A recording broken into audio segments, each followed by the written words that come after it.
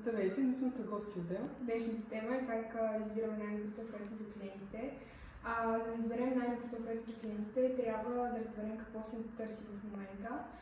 Чрез проучване на пазара, анкети, разговор с клиенти или анализ на данните за поведение на потребителите може да се изяснят техните основни нужди и предпочитания.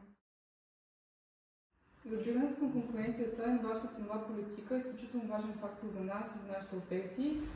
Проучването на офертите на конкурентите ни позволява да видим какво да предлагаме и как да подобрим услугите, които ви предоставяме.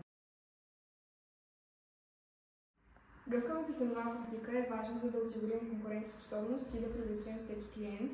Предлагаме различни нива на цени и опции за плащане, които да отговарят. Комуникацията и начинът, по който представяме нашите оферти, е от голямо значение за успеха на нашата фирма. Доброволното и ясно представяне на нашите услуги ни позволява да разберем дали клиентите ни получават нашата информация достъпно.